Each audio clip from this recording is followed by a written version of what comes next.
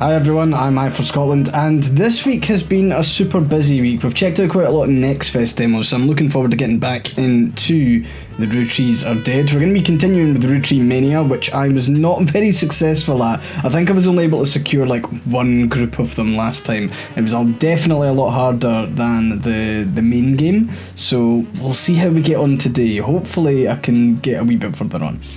We'll jump in, we'll just hit continue, and we are into Rootree Mania. Right, so survey of last time, general overview.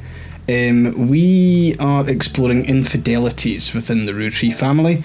We know that Guy Hudson was the maddest of shaggers. There are a lot of people in this list. Lots of children. One of which was David Fellows, who goes by the name 5Ps. We were able to secure the name Riley Fellows. We are unsure of Joanna's job. Now, I'm still not 100% sure if it's her job before she died, in which case she is a cashier. If it was the job during the affair, I think she was a secretary, so we're still to figure out what the deal is on that side.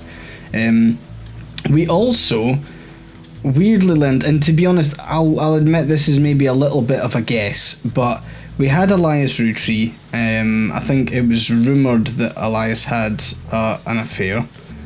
We got we kind of followed a chain of evidence from one of the books written about Elias, and this was seen as like propaganda. And I was thinking, why would you write a book that was kind of propaganda-y, kind of based about someone? To be honest, it was a swing in the dark. I went for Bess Williams, who is an author, and we found a statue of her outside a library, and I chucked it together. And I was thinking that I was going to get these secured and we'd still be exploring her for ages. Instead, we got Elias, Bess, 5Ps, Guy Hudson, and the spouse. So we're still waiting to verify Joanna. So with that though, we got a whole bunch more stuff. We got an appearance from Sam. Now, we originally were approached by Clark from the previous one, but we were approached by Sam, who's given us a whole bunch more stuff. So let us delve into the records. We have company records number 34. This is from 1975. Given some partial staff records to cross-reference by Sam Madsen, these records are based on old tax mailing information and only detail the employees that work directly for Rootree or in their corporate office. The many labourers on their farms and in their factories are not listed. You're not sure how helpful it'll be except for cross-referencing Guy's secretaries and visits overseas. Spider searching people just because they're listed in these books will likely be very time-consuming and a waste of your time. So we have President Zach Morden, Special Management Ernest Madsen Jr., which, yep, makes sense. Office staff was Edward Rootree, Lloyd Carpenter, Carl Munro, and Elizabeth Cravensworth, who rings a bell, but I don't know who that is. Product Management, Eli C. Rootree, Fred Cross, Albert Cross, Douglas Roseburg. Secretaries, Juliet McCullen, Joanna Robertson. Ah, that's where we went wrong. Joanna Robertson. Because we didn't know her surname, we only knew her married name.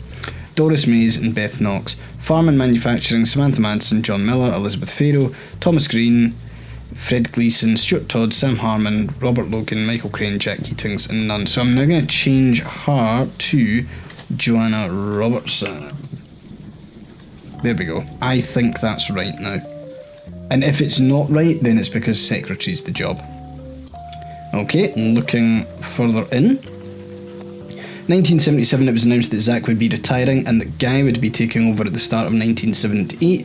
Held a retirement party in November before spending the final month working on the transition. Between June 1976 and 1977, the following changes took place.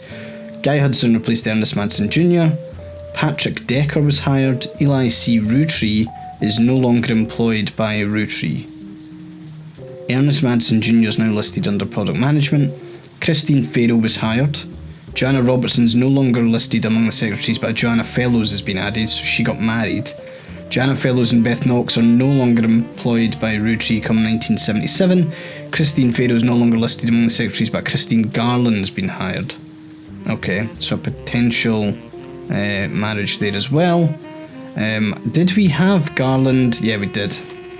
So it is Christine Farrow here. Let's quickly fix that. John Miller's no longer employed. Gwyneth Madsen was hired.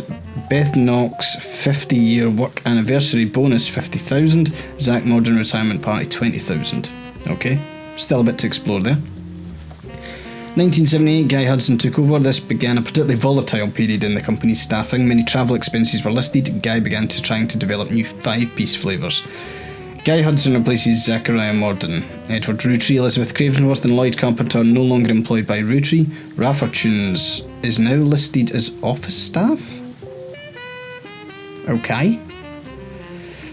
Albert Cross and Fred Cross are no longer employed. Christine Garland's no longer working for Roottrees. Beatrice Watts and Corinne Schwartz were hired. Julie McCullen and Doris Mays are no longer employed. Lisa Lewis and Valerie Ewing were hired. Fucking 4. Man Shagger. Thomas Green, Michael Crane, Elizabeth Farrow and Jack Keatons are no longer employed by Roottrees. Emily Seinfeld and Sam Cattrall were hired. Robert Logan is no longer employed. William Sams was hired. Susan Ford was hired under a special category that only lasted 1 year. That must have been while he was travelling, right? As an interpreter. Presidential office refurbishment, 5 pieces flavour development, caviar. Edward Roottrees retirement party, Christmas tree bash, New Year's Eve's ball, travel expenses Australia, China, France and Brazil, 5 pieces flavour development butterscotch, 5 pieces flavour development caviar, 4th of July spectacular, New Year's Eve ball, holy shit. Okay, gonna Terry O'Connor, Susan Ford, Douglas Rosenberg. I get the feeling that this is going to be one of those things that we constantly jump back to, as opposed to... I'm wondering if we can maybe look up the 5 pieces flavour development stuff, like caviar and xigua. Very nice. Pretty sure that's watermelon in Chinese. Strawberry, butterscotch. Okay. Guy Hudson died in May of 1982, so the first few months of that year continued along the same pattern as they had been. Things quickly changed when Ernie took over. Most of the extraneous expenses ended, and all of the secretaries, most handpicked by Guy Hudson, were let go. Sam Madsen left Roottrees in 1984. This is the last set of books you have access to. So Carl Roottrees joins as special management. Susan Ford's no longer employed by Roottrees. No change, no change. Ernest Manson Jr. no longer works in this department. Tons of secretaries. No secretaries are directly employed by Roottrees from 1982. They used a temp agency called Worktime Temp. Then a bunch of other people. There was still...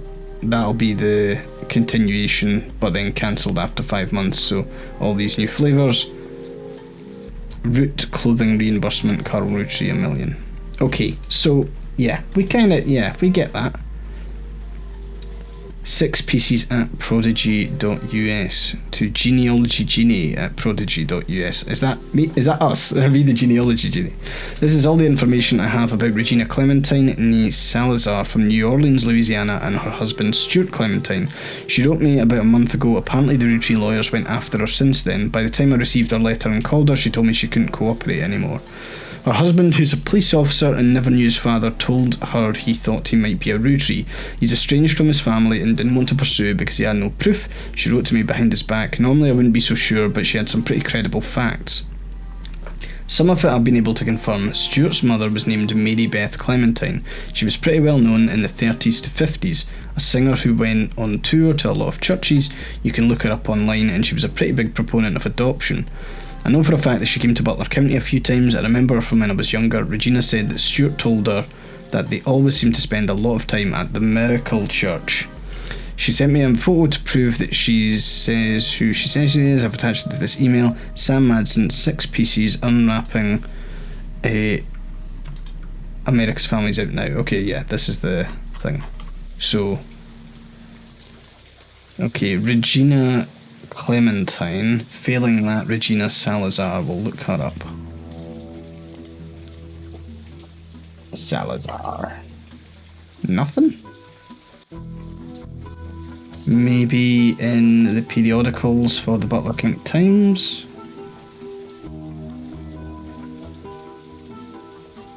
Nothing. Okay. I'm just thinking here, so what have we got? We do have another piece of evidence, actually. Photo was given to you by Sam Madsen. A woman named Regina Clementine came to her and claimed that her husband has confessed he thinks he's a Roottrie. Details of this case can be found. Stuart is the older boy wearing a vest. The woman in the photo is Mary Beth Clementine, a singer who may have had an affair with a medical Roottrie. So who is this, though? Is that supposed to be Miracle?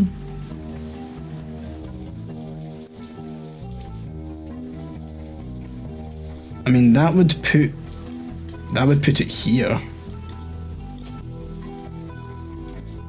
I'm gonna take a swing. Medical Roottrie, and he is Preacher, and she was Regina Salazar, who was a musician. We don't have singer, do we? Okay. Do we have a photo of... What was on Chris Rafferty's website? It's a photo of him, his father, and Guy Hudson. I don't think that's correct. Anyone else? That's Joanna. Okay, yeah, that's fine. Okay, so possibly we go with this boy here, who is Stuart.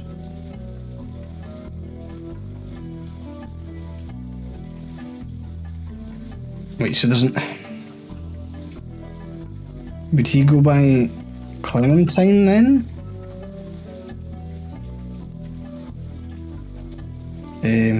Let's go for the email again. Regina Clementine, nee Salazar.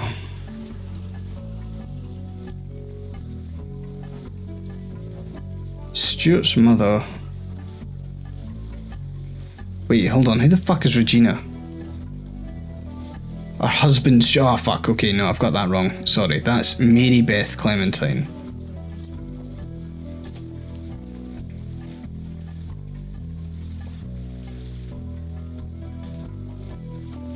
And then that would make Regina Salazar. And he's a police officer.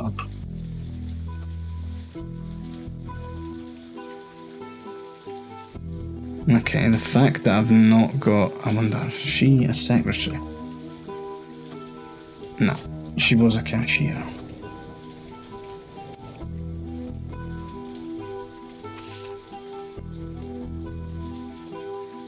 Stuart's mother was named Mary Beth Clementine. She was pretty well known. She came to Butler County a few times. Regina said that Stuart told her they always seem to spend a lot of time in there. Okay, let's review the photo again.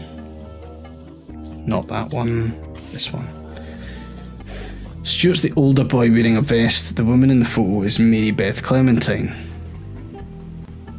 I mean, that looks like Miracle's little swirly thing.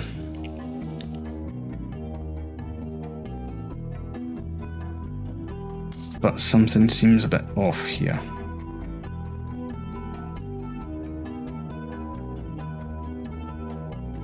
So there's 4? I don't know if no, this isn't a potential... Okay, this... Oh, we've got 2 family members marrying. Oh dear. Oh dear. Hate it when that happens. So, in that case, we're going Mary Beth Clementine. Reviewed and advertised many times in Modern Music Monthly. Most popular recording was the re-silver cover, He's Got the Whole World in His Hands. Fuck, I remember that tune at assemblies when I was younger. Modern Music Monthly had a positive review of her cover. One of review not much to say about her herself. Some other Mary Beth Clementine releases that appeared over the years, one of which was The Old Rugged Cross. It was the only song that was advertised but not reviewed. Okay, we'll look up the song first. Nope. What if we just search Mary Beth Clementine? Released under the label New Edison. New Edison was a small recording label based in Los Angeles. According to a website about the history of recorded sound, it was named after its founder, Sterling Edison. Its biggest claim to fame is being sued by the estate of Thomas Edison. I mean, I kind of want to look that up just to see what's going on. I can't imagine that'll be useful. History of the company seems very unimportant, except for potentially a lawsuit they filed, Edison Records v. Edsel. A website about lawsuits mentions this is a fun case because the name of the lawsuit was actually the biggest problem for the person being sued. A record producer who called himself Edison was immediately outed as not actually being named Edison. Edsel was a German last name, and at the time of the founding of the company, the US was at war with Germany. The company's founder immediately settled to try and get the case to go away. The damage was done. I mean, that's interesting and all, but maybe something later. Police had to be called to New Edison Records after its owner got into a physical altercation in public, leading to a divorce. No cited sources or evidence.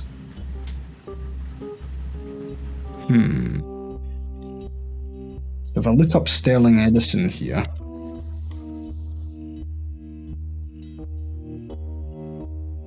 Mary Beth Clementine. The Old Rugged Cross. Popular hymn that's been covered. Periodicals, maybe? When it was first reviewed by the magazine, it was listed, the artist is Mary Beth Quaker. Okay. Huh. Is that her actual name?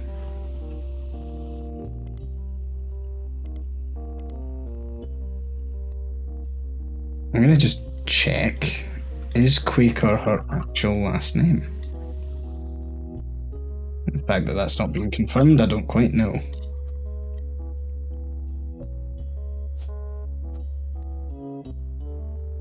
I feel like we're not getting as much like downloaded evidence as we were previously. Mary Beth Clementine. She played religious hymns at Miracles Congregation Church. She's mentioned 2 times, though the first visit from 1949 was more substantial. Miracle Congregation welcomes Mary Beth Clementine with open arms. He heard Mary Beth's recording of one of his favourite hymns, His Eye is on the Sparrow, reached out to her personally. His Eyes on the Sparrow holds a very special meaning to me. As you know, I had a very difficult upbringing. It's no secret that my own eyes have always been a source of struggle. The song is about overcoming sadness and hardship through Jesus. If God can find a way to watch over every sparrow, he can certainly watch over those made in his image. My father's fortune does no good as a man of the Lord. It's much better spent spreading his word. I felt a kinship with Mary Beth ever since I heard her voice. When I learned her personal story, I knew I had to help her in whatever way I could. The Bible is full of adoptions from Moses to Esther. Spending your life taking care of the helpless to help themselves is incredibly noble. She and her sons are welcome to stay in our guest home. The second visit was a few years later, in 1953. Article mentions that her first visit was a massive success. At the assistance of Miracles Congregation, she returned for an encore performance. Also mentions that the unusual circumstances of her second son's adoption have prevented her from touring recently. Doesn't clarify. So it's possibly the second child, actually, that is the legit one?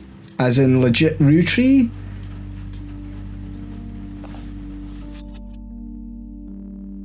Possibly. I think that's what's been hinted at here. I don't know if the divorce that she went through, the divorce that the record person went through is the same one. I'm trying to think.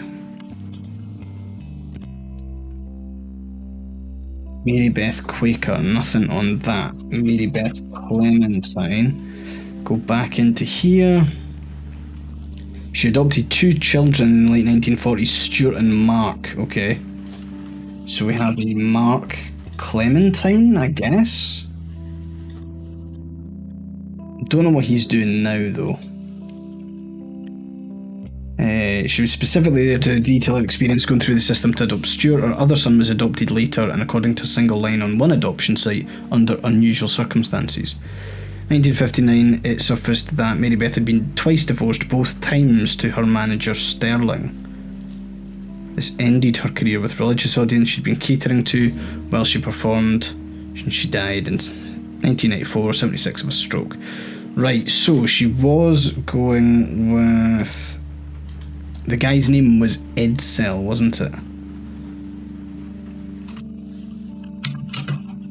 It wasn't Thomas Edison, it was the other Edison, but we'll look up New Edison. Then Edison Records. So it's Sterling Edsel? I think that's right. Sterling Edsel. Mark Clementine, who can't imagine looking up all. Oh no, we do have something. Crocodile Clementine is listed on a website titled The Infamy List. Oh, we need to look at this. The Infamy List. Oh, it's just that. Although Mark's nickname would imply he hails from Florida, a lot of others on the list come from here or Australia. Mark's listed as being from Los Angeles. It's a pretty big entry, seems like a real piece of work. There's a very small note about him being the basket baby of 1950, but everything else comes from his adulthood. Lost his job in 1975 as a pilot after he tried to board the wrong airline's plane. He was charged with trespassing and assault. I mean, is criminal an occupation? 1982, he was arrested for transporting smuggled animals over the Canadian and Mexican borders for an illegal reptile supplier in Los Angeles. He was apparently quite successful for the first 4 years, but was caught when he had to make an emergency landing in Portland after he was bitten on the foot by a crocodile, hence the nickname. His mugshot from the incident's been added to your photos. 1993, he was released on parole. His freedom didn't last long. He was arrested in 1994 in San Diego for violating it in an attempt to visit his daughter's graduation. He famously punched the principal, a man named Billy Sims. Why is that important? Look up Billy Sims. Okay, well, I'll actually see, so... We've got some more evidence from him. Cool, Mark Clementine. We'll shove that in, and there's potentially a younger photo there. His pilot, I guess? Kinda? I don't know. I am really fucking surprised we have not got these people yet. Is criminal one? Let's have a look at all the jobs. It's not a job though, is it? I mean, there's not like smuggler or anything like that.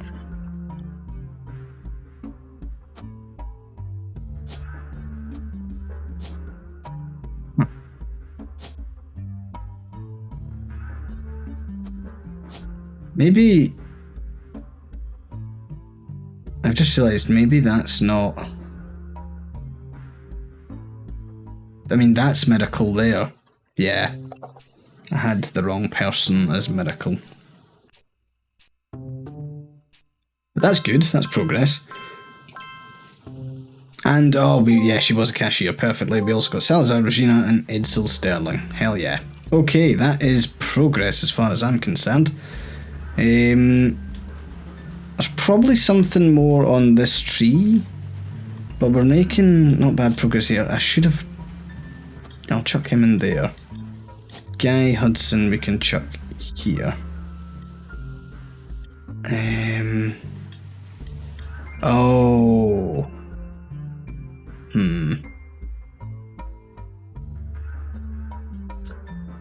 have a feeling. I reckon the two here will be Roottrees. Potentially. I think they might be this one here. The only reason I say that is because his photo's here. I'm going to put that in as just a... So what, this is Brian. And this is Stephanie Landon. Don't know what their kid's called. I imagine we'll be able to find that in our evidence board. I'm kind of worried that this is like the twist. News daughter.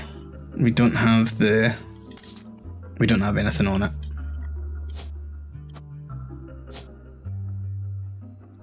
That's not be Jones most likely, unless kept the name.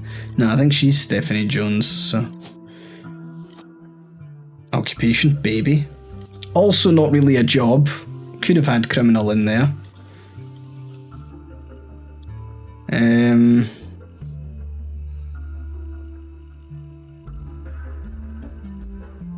Okay, Billy Sims is the principal of Sandstone Canyon High School, who had his 15 minutes of fame in 1994 when he was punched by Crocodile Clementine at a graduation ceremony. Pretty much every news organisation, from Trustworthy to Tabloid, seemed to have their own take on the altercation. It wasn't the punch that captured the nation's attention, however. Instead, it was Billy Sims' matter-of-fact response to the threat and his comments afterwards, as heard in a now famous audio clip from someone who was recording the ceremony. Billy saw Mark hop onto the graduation stage and said, "Sir, you'll want to sit down or we'll have a problem." At that point, Crocodile reportedly sucker punched him in the face. Billy, apparently only slightly dazed, said, "Alright, sir, I guess we'll have a problem." Clementine tried to throw another punch, but Sims anticipated and performed a manoeuvre that spectators described as a wrestling move mixed with a backwards somersault, which immediately brought both men to the floor, with Sims straddling Clementine and keeping him neutralised. As security arrived, the recording captured someone asking, "How did you do that?" and Sims' response was famously, "Trust me, I'm as surprised as anyone." Fucking king. Look at him go. Basket Baby of 1950. There's maybe more to that. A few sites about true stories focused on and around religion mention that in 1950s a gospel singer named Mary once found herself dealing with a real-life baby Moses situation. Apparently she was a rather prominent supporter of the concept of adoption. Someone decided to test how much. They left a baby on her doorstep in a basket. According to the site, she adopted him without question, raised him as her own son. Although it wasn't national news, many circles he became known as the Basket Baby, and even went on tour with her as he grew up. None of the website states who the woman or baby were, likely to prevent people from looking into either of the people too closely. From context, you know it's Mary Beth Clementine, who would later be shunned due to her personal life, and her son Mark, who would later be known as Crocodile. Okay, that seems relatively straightforward. I think my next, there's tons on the secretary front. Guy Hudson was just at it. So I'm thinking we maybe go down the line here. And I think we're going to start with revisiting Bess Williams. I think there's more to explore on that front. So from Bess Williams we could visit the Bocadoral Library, which no longer exists. You find multiple libraries in the area. According to the website for the library system in Miami, the building where it once sat is now the Miami Print Museum. Searching for the Miami Print Museum, you come across a website, states there are hours and list of exhibits. The building's very small, admission is free, they only have room for a few different displays. One of the exhibits in our courtyard, which includes a fountain as well as a statue of an unknown author. The picture's been added to your evidence. Another is a printing press that was used by the Miami Sunday, a now defunct weekly newspaper. So looking this up, has no records that you can find online, merged with another periodical and became the Miami Mercury Sunday, which folded after only a year. Miami Mercury Sunday was a newspaper that lasted only a year from 1949 to 1950. You find a small website about quirky printing history facts that mentions the Miami Mercury Sunday was the outcome of merging two smaller failing newspapers. This resulted in one larger failing newspaper, which was only notable to the author because by combining the names in the way they did, it was tied for the longest title for an American newspaper at the time, with a newspaper in Jefferson, Texas. So, can I look up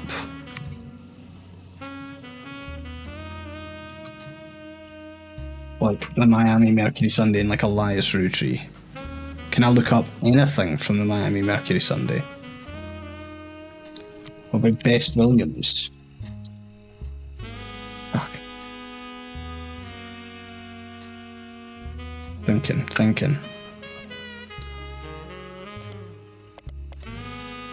If we go back here,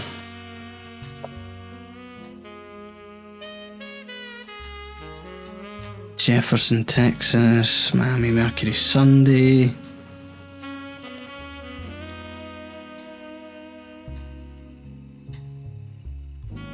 One of the exhibits is printing press, last used by that. Fuck.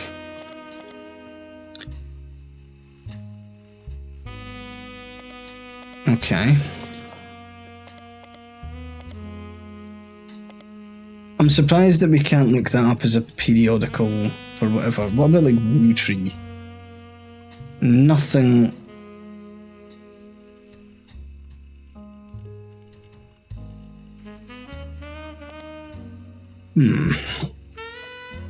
Why is this important? Oh, now it adds it to my periodicals. What the fuck?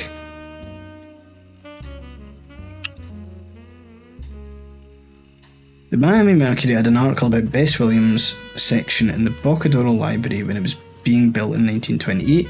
It mentions that Bess's young son, now an orphan, was in attendance during the dedication. Also had a later mention from 1949, the last year the paper existed, about a bidding war for a planned expansion of the library that was won by Wildcat Construction. Included a new statue, fountain and a second room that would double its shelf count. Okay, let's look up Wildcat Construction. Some historical records been worked on. Many buildings in the Miami, Florida area ceased operations in 1960s. So is there a periodical for Wildcat Construction? It was mentioned once in an article you've already seen about the Boccadoro Library. It was also mentioned earlier in 1947, Constructing a Better World. Frank Wildcat Williams left Florida in 1941 as a construction worker, returned a hero, Navy Cross for bravery and sacrifice, carried a fellow soldier to safety under heavy Nazi fire. He and his wife Ophelia are carrying his fellow soldiers through tough times at home. Wildcat Construction's Frank's company focused on creating opportunities for soldiers finding difficulty getting back to normal. Ophelia has handled outreach to the wives of local veterans who are often able to provide insight into their husband's needs and conditions. She has, through such outreach, found 13 veterans of war to serve as Frank's employees. Community support has been unendingly and overwhelmingly positive, and it's gotten to the point where if Frank bids on a project, other local companies step back and let his soldiers handle it. This has become a bit of a sore spot for local politicians and business owners, as the bids are often not as low as they expected. The problem for them is that essentially Frank has a selective monopoly, but any attempt to circumvent it has caused an uproar and accusations of being un-American. It's uncertain what will become of Wildcat Construction, but at least for now we're rooting for them. So if we go Frank Williams, maybe. Frank Williams is her kid.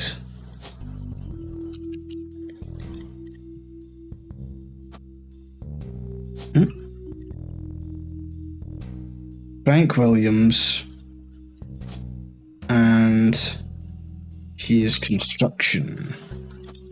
His job is construction. He's not a police officer, he's a construction. We don't have a photo of him though.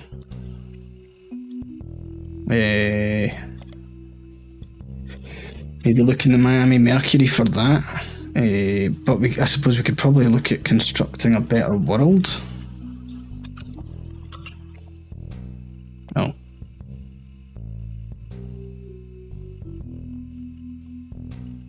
Frank Wildcat Williams.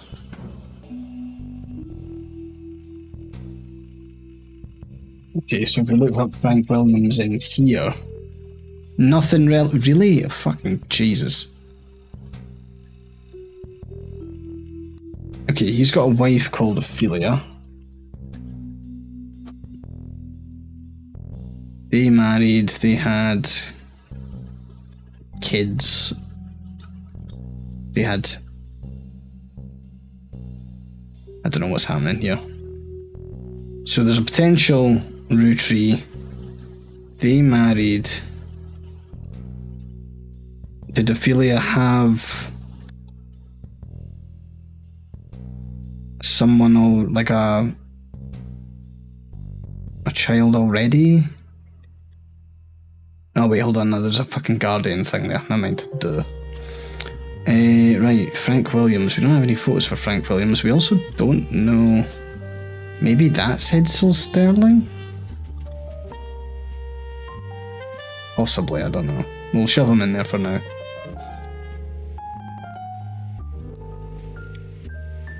How are we getting Wildcat Construction?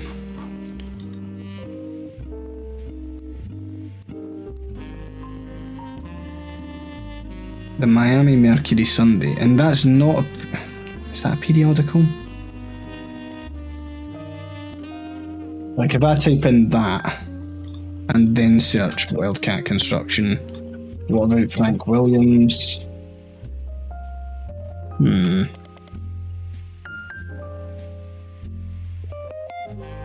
Wildcat Construction's Frank's company, Ophelia.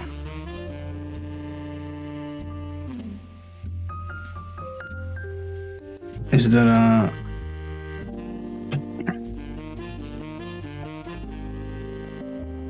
ceased operations in the 1960s? Again, I appreciate that, but...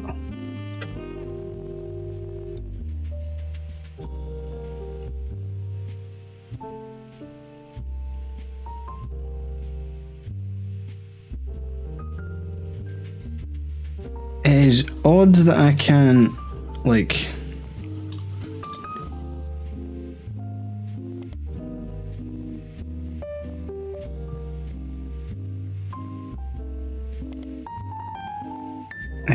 fuck.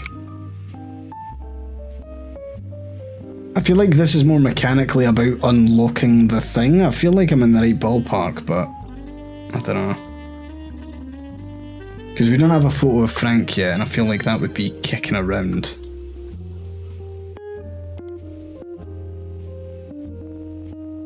Longest title for an American newspaper. Come on, there we go. I don't think that'll actually do anything, but might as well look it up.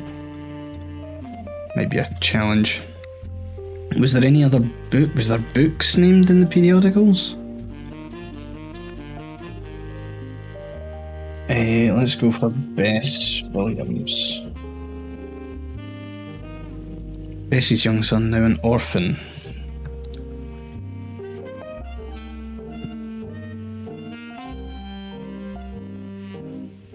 Okay, from there we find Wildcat Construction.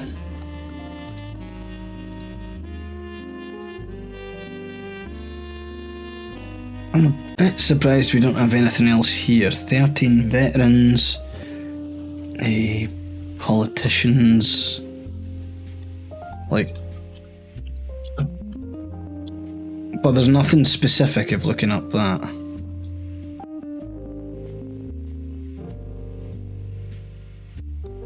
I can't even... why can't I look up... Constructing a Better World? Is that...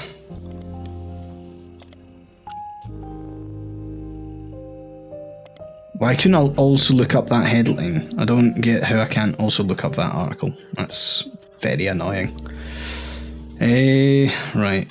We'll comb through this. There's apparently still fucking 8 things on this, which is wild. This is the magazine that I can't get access to. There's 3 pieces of evidence on this. I'm gonna see if there's some of the newer stuff. Company records, obviously. The newest Joneses. I mean, we could always look them up. Stephanie Jones.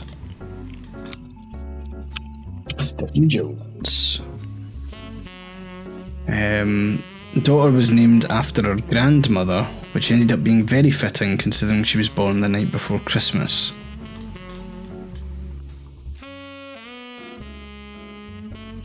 After her grandmother? That would be... Oh, Caroline. Yeah, haha. Okay, Carol. Carol Jones is a baby. She is politics.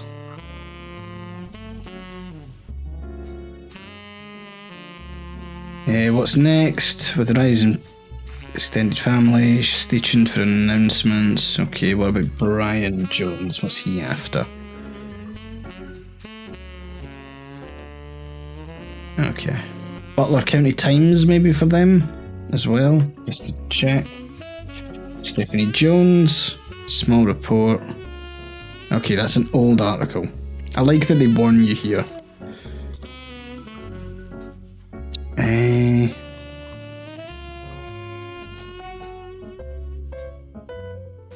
don't think that's her.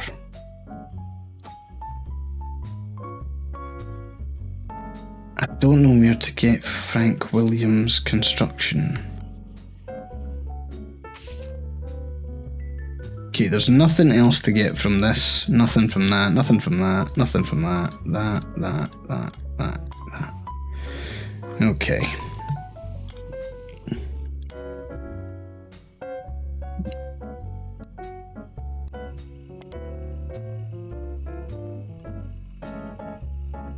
Five Ps. I feel like there's maybe more to explore on the 5Ps front. I'm not sure what exactly. 5Ps is popular and attractive enough that even though his music's not targeted towards teen girls, they seem to be paying attention. His real name's David. A letter to the editor also claims that it's not possible that he was born at... Yeah, there was this whole thing about his age, which is weird. 17 Magazines, sometimes referred to as 17 Magazine, is the title of an unreleased and controversial song by Dirty Davy. Yeah, this is the whole weird song about, like, wanting to kill folk. There's no audio or visual evidence. Intro states it was written on Davy's 17th birthday. Involved a fictional, glorified teenage magazine with a similar name to the song title. Is there a thing called 17 Magazine?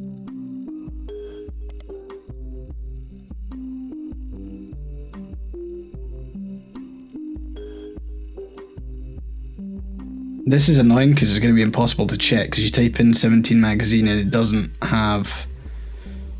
Is there a 16 Magazine? An 18 Magazine? Is that not going to unlock another thing? I wish there was a way to actually look up what, like, see if I just hit search. Okay, that requires both fields. So...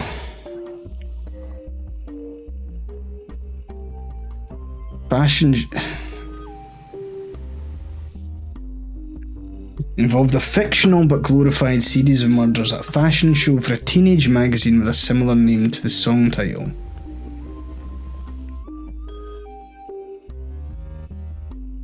Maybe it's Dirty Davy I'll look up. 17 Magazine. Dirty Davy. Fuck. Does he not have an E in his name when he does the thing? Oh no, it's a... Oh no, it's with an A. Okay. Fuck. What about if I do it twice?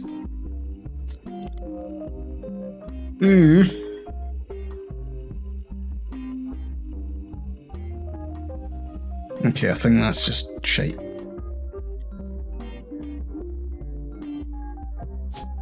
Realise I don't have Quaker here, so maybe that was our original name. And she rebranded. I mean, she was a musician, right? Many with Clementine. Yeah, it was a singer.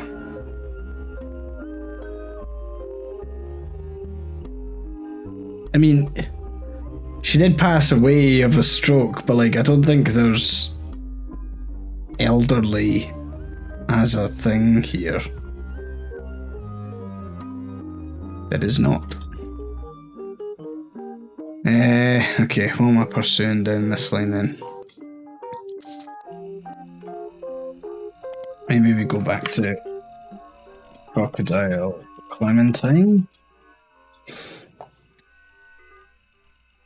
Basket Baby. He got the name. Billy Sims was involved.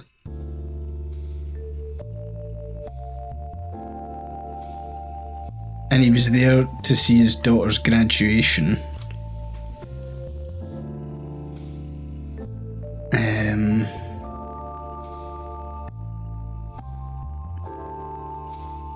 Be cool if there was like video clips and stuff. I don't think there is, because this is the ancient internet.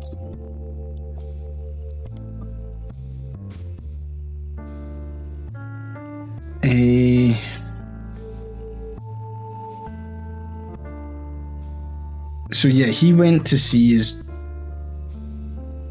daughter's graduation. He violated it, so he wasn't allowed to see his daughter. There doesn't... Mark Clementine. How is there not more information on this? Oh, Portland Telegraph, hold on.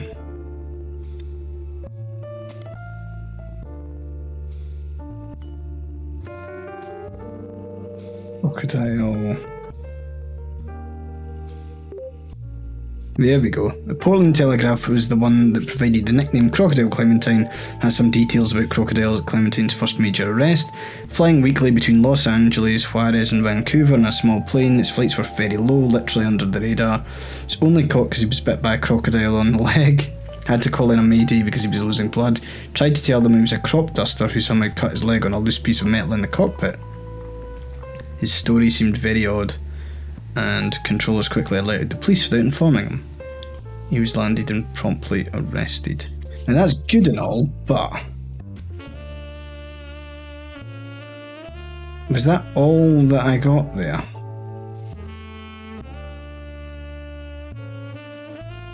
There was another pop-up there that I forgot to fucking... no, I didn't read it. No, there's hints, I don't want hints.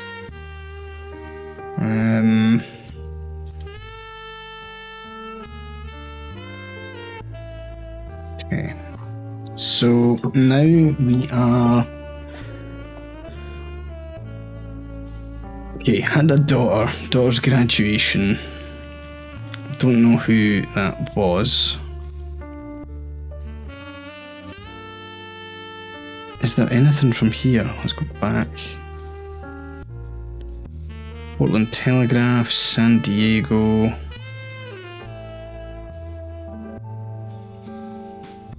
I mean, it did receive national press, so maybe just look at, like, is it Billy Sims for, like, all of them? I mean, it was national press, not fucking regional, but...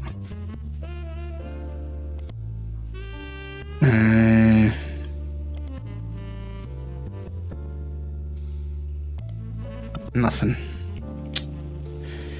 I'm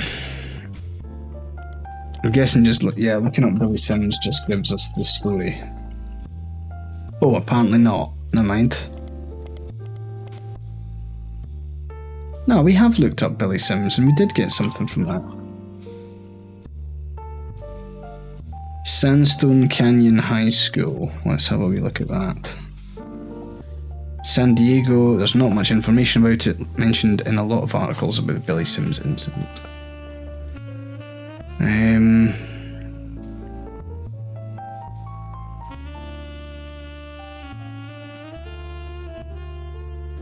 There's nothing really more to this. Everything from trustworthy to tabloid. I mean, you would think so, but... What's with the Billy Sims?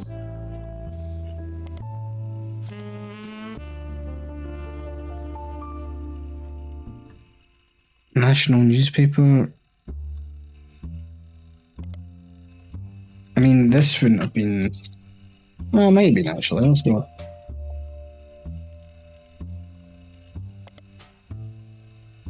I mean, it's 1999.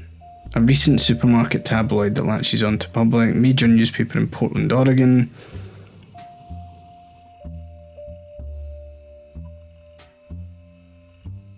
Would Teen Blast have covered the Billy Sims incident? No.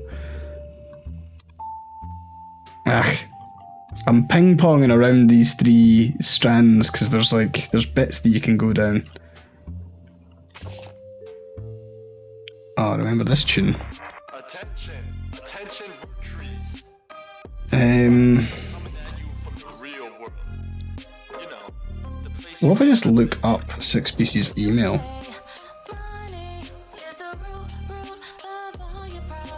Ah, that's a shame, because the other email we could search up and it was fine. Roottrees went after her. Mary Beth Clementine, singer.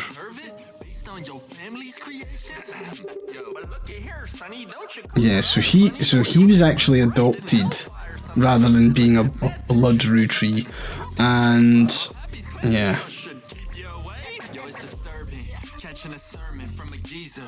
News Jones, reminder.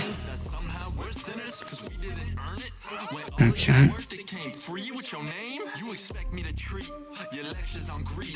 Let's look up Chris Raff 75. Oh yeah, he did a bunch of like answers, didn't he? Yeah, that's not important.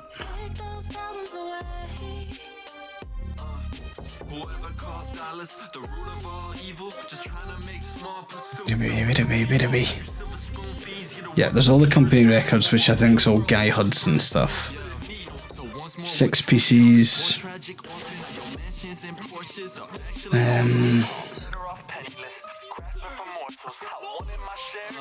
This is all about Guy's stuff, but then there's an Elias bit. Nope. And then there's fucking Piketty.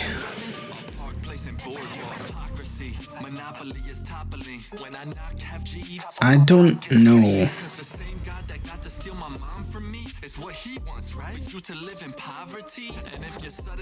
So I'm changing this. Go back to the other stuff.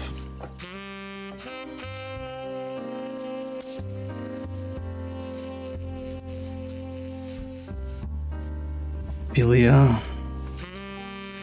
There's something to do with the Miami Mercury. What was it? Wildcat construction.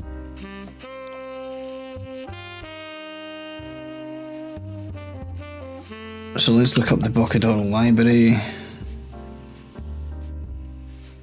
Nope, we're just ping-ponging between that. Wildcat. It was mentioned earlier in 1947 under the headline Constructing a Better World. Is this that? Yeah, it is. It's fucking this. That's the article. Jesus. A little line that said, "This is that article" would be so helpful there. Frank Wildcat Williams. I wonder if this is full. No, that's just fucking Wildcat Construction. He and his wife Ophelia. 13 veterans. Local companies sit out.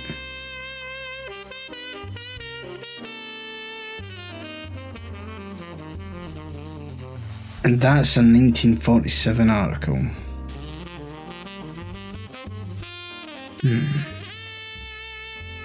It's the fact there's no like picture or anything. is there books about this time that I'm like, maybe Ophelia?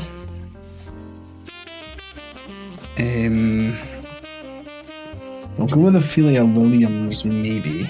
No.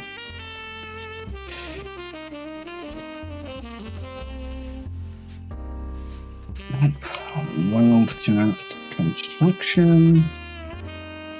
Miami, Florida.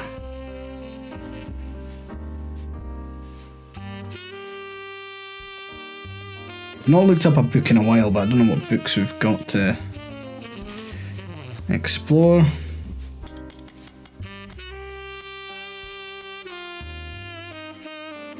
Kitchen Tales was a 1992 thing. Yep, there's all that stuff.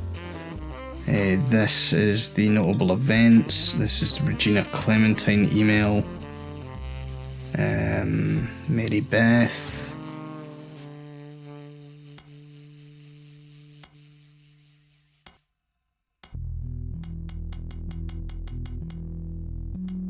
This Piketty thing is absolutely killing me here. It's fucking Sisley Sanchez, who doesn't have anything. If I look up Piketty and I look up Sisley Sanchez, there's nothing. If I think about Guy Hudson, there was a thing, cancelled book by... Was that not... Yeah, fuck. I thought I typed that. Book subject was Guy Hudson. Issue was said to contain pictures that Sisley didn't have the rights to publish. Cause of the pictures, the issue was pulled from store shelves, subject to some conspiracies. Instant collector's item. Version found in the archives is incomplete. But there must be a... Sisley Sanchez... Portrait of a Changed Man.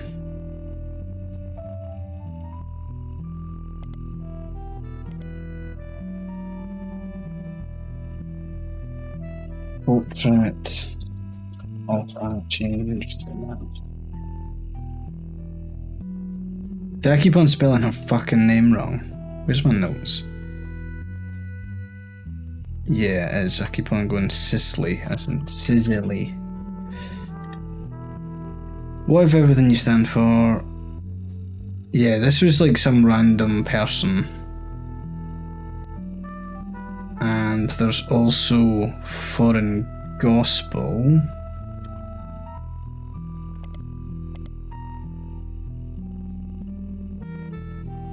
And from Catholic Church who claimed he was told by God he should travel to Thailand and began to preach.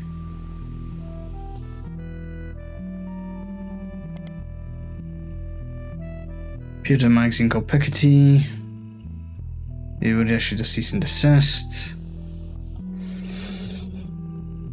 I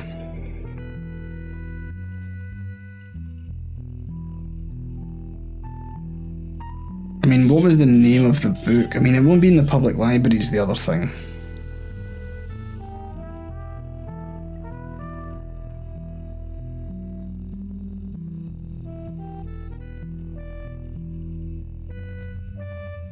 Piketty magazine's a publication that, as far as you can tell, has no consistent theme.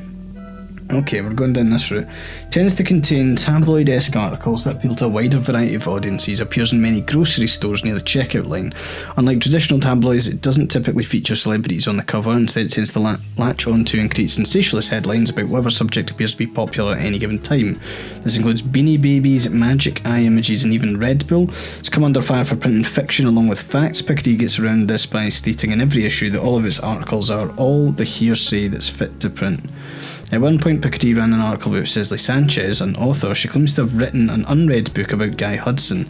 The article was not even the main focus of the issue, yet the magazine was threatened legally by the Roottrees Corporation. That particular issue, Big Sass Seabass issue, was pulled from shelves. It has now become a collector's item, especially amongst conspiracy theorists. You find a recently finished online auction that listed a copy over $1,000, though nobody bid. Can we just buy it? Is that not allowed?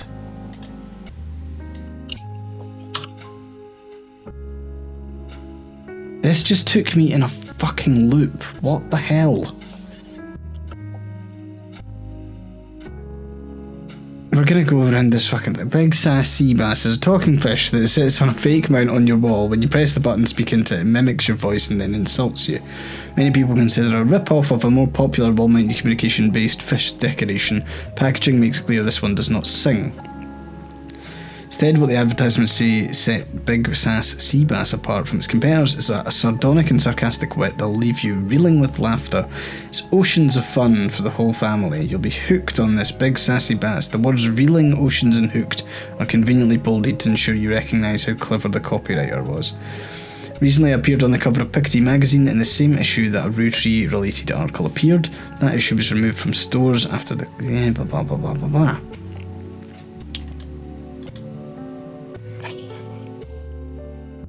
That just took me in a fucking circle, which is very annoying.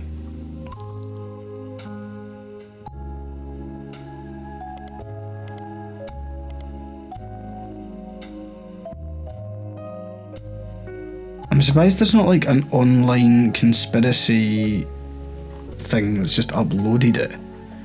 Where's the gossipy people on the internet?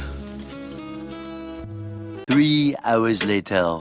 Ah, no, I'm not using a hint. I'm not using a hint. Come on. Fuck.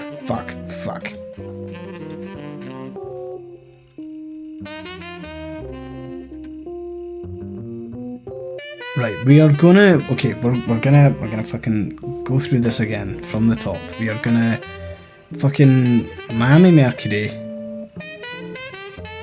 The Miami Mercury. We're gonna look this up. It was defunct. We'll search the periodicals. Miami Mercury will go for Bess Williams. Bess Williams was mentioned. Bocadoral Library. It was won by Wildcat Construction. Wildcat Construction takes us to Frank Wildcat Williams. This is the article Constructing a Better World.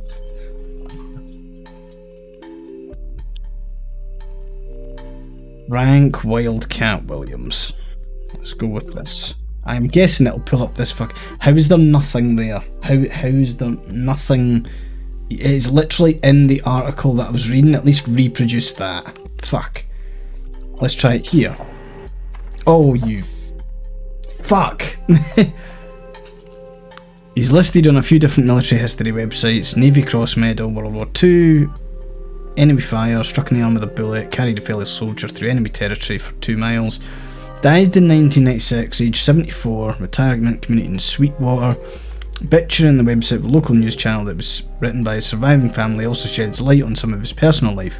Grew up an orphan, family died in a hurricane when he was young, could barely remember his mother, had no memory of his father. After the war, ran a construction workery that hired World War II vets. Did a lot of jobs in and around the greater Miami area. Was a born joker, shining light to those veterans who needed it most. Anecdote mentions that he used to insist he married his wife Ophelia as a matter of courtesy and convenience. She wouldn't have to change her last name. Okay. A photo is attached of Frank and his youth juggling hammers in front of one of the construction sites. As he was often known to do. According to his article, he's survived by Ophelia as well as his daughters Barb and Sharon. Right, we've now got a fucking photo of Frank Wildcat Williams. Holy shit. Holy fucking god, that took so long. That was the longest we've ever had. And the thing is, we also got Stephanie and oh no. So there's going to be a link where like Brian Jones is like a link, right? But we got all the photos and stuff locked in, and we've got Clark's back. Shot to me finally. I think I have you to thank for that one. You do indeed. My family's in a bit of a rough patch. Even though the candy is selling better than ever, everyone is fighting over the trust. Yeah, no shit. The majority of us want to dissolve it. On paper, it seems like the right decision. The arguments about Who what doesn't? to do next are endless and heated. More than a few Roottrees are worried about losing their wealth. I don't think we deserve it more than anyone else. I love my family, my wife, my daughters, even my son. Even my son. I want to keep them safe and secure, but I didn't do anything to deserve this fortune. Correct. Hell, I probably deserve it less than most. It took me way too long to get my life together. Weird amount of self-awareness. Okay, enough about me. Here's the deal. I can't stop the majority from voting one way or another. Okay. If you keep passing along potential Roottrees, I'll keep adding them to the list. On the other hand, there's been some leaps forward in genetics. It may sound like science fiction, but we can actually determine who's in the family just by testing their DNA. Okay. What you've done so far has been very useful. Just keep filling out the tree and we'll prepare for the tests. He's actually sending hitmen round to kill them. Righty folks, I think I will wrap up there. That was... We started off well and then it just, like... Unlocking that Frank Williams section. I swore that I'd fucking looked him up. But yeah, it seems to be like very precise on what you need to search. So this is definitely much harder than the base game. But we're slowly chipping away at it. Hope you're enjoying it, and I will see you in the next one. Like and subscribe, and tell me your favourite secretary that Guy Hudson had sex with. Catch you in a bit, folks. Bye bye.